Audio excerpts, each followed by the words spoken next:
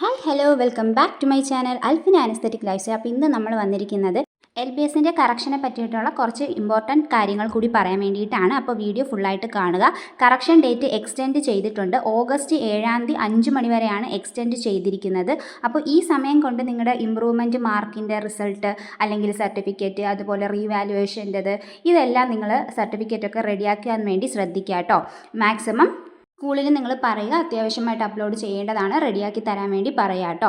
അതുപോലെ നമുക്ക് instruction four correcting defects എന്ന് പറഞ്ഞിട്ട് ഇവിടെ കൊടുത്തിട്ടുണ്ട്. ഡൗൺലോഡ് ചെയ്യുക.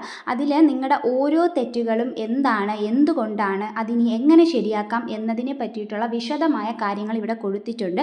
അപ്പോൾ ഇത് എല്ലാവരും ഫുള്ളായിട്ട് വായിച്ചിട്ട് വേണം ചെന്ന് കറക്റ്റ് ചെയ്യാനായിട്ട്. പലരും ചോദിച്ചതാണ്, കറക്റ്റ് ചെയ്തു, അപ്ലോഡ് ചെയ്തു, അതിനുശേഷവും റിജക്റ്റ് തന്നെ കാണിക്കുന്നു, ഒന്നും മാറ്റമില്ല എന്നുള്ളത്. നമ്മൾ ഇപ്പോൾ ചെയ്യേണ്ടത് കറക്ഷനാണ്. ഇത് കഴിഞ്ഞ് ഇനി അടുത്ത ഒരു വെരിഫിക്കേഷൻ സ്റ്റാറ്റസ് പബ്ലിഷ് ചെയ്യും. അപ്പോൾ മാത്രമേ നമ്മുടേത് റിജക്റ്റ് ആണോ, അക്സെപ്റ്റ് ആണോ, കംപ്ലീറ്റ് ആയി കഴിഞ്ഞോ എന്നതൊക്കെ അറിയാൻ വേണ്ടി സാധിക്കുകയുള്ളൂ കേട്ടോ. അപ്പോൾ ഓരോ തെറ്റും നമുക്ക് തിരുത്താം. Date of birth തിരുത്താം. ഇപ്പോൾ SC/ST വിഭാഗക്കാരാണെങ്കിൽ കറക്റ്റായിട്ടുള്ള സർട്ടിഫിക്കറ്റ് അല്ല അപ്ലോഡ് ചെയ്തിട്ടുണ്ട് എന്നുണ്ടെങ്കിൽ അത് മാറ്റി നിങ്ങൾക്ക് വെക്കാം. ഹോൾ ടിക്കറ്റ് വെക്കാത്ത അത് വെക്കാം. മാർക്ക് ലിസ്റ്റ് അപ്ലോഡ് ചെയ്യേണ്ടവർക്ക് അത് അപ്ലോഡ് ചെയ്യാവുന്നതാണ്. അപ്പോൾ മാർക്കാണ് ഏറ്റവും കൂടുതൽ പ്രധാനം. പലരും ചോദിച്ചു, എനിക്ക് മാർക്ക് കൂടുതലാണ്, കുറവാണ്. നിങ്ങളുടെ കറക്റ്റ് മാർക്ക് തന്നെ നിങ്ങൾ അപ്ലോഡ് ചെയ്യാൻ വേണ്ടി ശ്രദ്ധിക്കണം കേട്ടോ. ഇനി LBS കണ്ടുപിടിക്കാത്ത തെറ്റുണ്ടെങ്കിൽ നിങ്ങൾ റിമാർക്ക് ഇഫ് എനി എന്ന കോളത്തിൽ അത് നിങ്ങൾ ടൈപ്പ് ചെയ്ത് കൊടുത്തതിന് ശേഷം ആ സർട്ടിഫിക്കറ്റ് അപ്ലോഡ് ചെയ്ത് കൊടുക്കുകയാണ് വേണ്ടത്. അതായത് LBS തെറ്റ് കണ്ടുപിടിച്ചിട്ടില്ല, പക്ഷേ നിങ്ങൾക്കറിയാം നിങ്ങൾ അപ്ലോഡ് ചെയ്തത് തെറ്റാണ് എന്നുണ്ടെങ്കിൽ അതും നിങ്ങൾ എന്ത് ചെയ്യണം, കറക്റ്റ് ചെയ്യണം എന്നുള്ളതാണ്.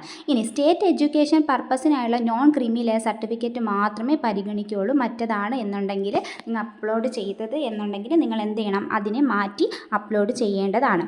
ഇനി 2 രീതിയിൽ നിങ്ങൾ ആപ്ലിക്കേഷൻ കൊടുത്തിട്ടുണ്ട് എന്നുണ്ടെങ്കിൽ അതും നിങ്ങൾക്ക് റിജക്റ്റ് ആയി പോകും കേട്ടോ.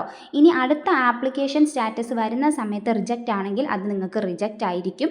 അതിന് മുന്നേ തന്നെ നിങ്ങൾക്ക് അത് അക്സെപ്റ്റ് ആയി മാറുവാണ് എന്നുണ്ടെങ്കിൽ നിങ്ങൾക്ക് പിന്നീട് LBSൽ പങ്കെടുക്കാൻ വേണ്ടി സാധിക്കുന്നതായിരിക്കും. ഈ സ്ക്രീനിൽ കാണിക്കുന്നത് പോലെ certificate claiming, special reservation, not clear, not submitted, not valid, outdated, ഇങ്ങനെയൊക്കെ ആയിരിക്കും പലർക്കും റിമാർക്സ് വന്നിട്ടുള്ളത്.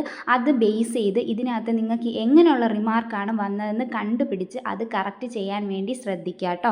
അപ്പോൾ ഈ ഒരു ഡൗൺലോഡ് പേജ് മൊത്തം 8 പേജസോളമാണുള്ളത്. ഫുള്ളായിട്ട് നിങ്ങൾ ഇരുന്ന് വായിക്കണം കേട്ടോ. വായിച്ച് മനസ്സിലാക്കിയതിന് ശേഷം വേണം കറക്റ്റ് ചെയ്യാനായിട്ട്.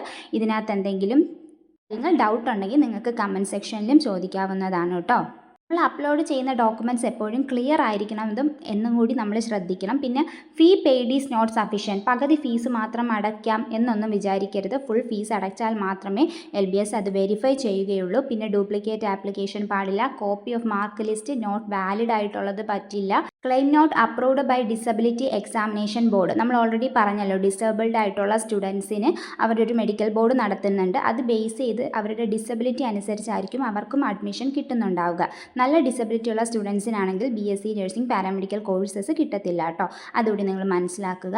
പിന്നെ proof four date of birth clear അല്ലാത്തത്, നോട്ട് എലിജിബിൾ ആയിട്ടുള്ളവർ, അതായത് സയൻസ് വിഷയമല്ല ഹ്യൂമാനിറ്റീസ് ആയിട്ടുള്ള ആൾക്കാരും പോയി ആപ്ലിക്കേഷൻ കൊടുത്തിട്ടുണ്ടെങ്കിൽ അതെല്ലാം താനേ തന്നെ റിജക്റ്റ് ആയി പോകുന്നതായിരിക്കും കേട്ടോ. പിന്നെ അണ്ടർ ഏജൊക്കെ നമ്മൾ പറഞ്ഞിട്ടുണ്ട്.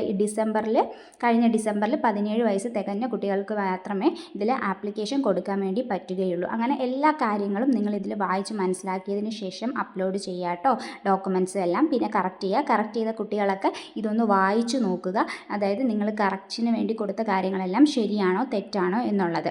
അപ്പോൾ ഇനി ഇത് ബേസ് ചെയ്ത് എന്തെങ്കിലും ഡൗട്ട്സോ കാര്യങ്ങളോ ഉണ്ടെങ്കിൽ കമൻറ്റ് സെക്ഷനിൽ ചോദിക്കുക. അപ്പോൾ നമുക്ക് നെക്സ്റ്റ് വീഡിയോ ആയിട്ട് ഉടനെ തന്നെ കാണാം. അതുവരേക്കും okay bye. Thank you for watching.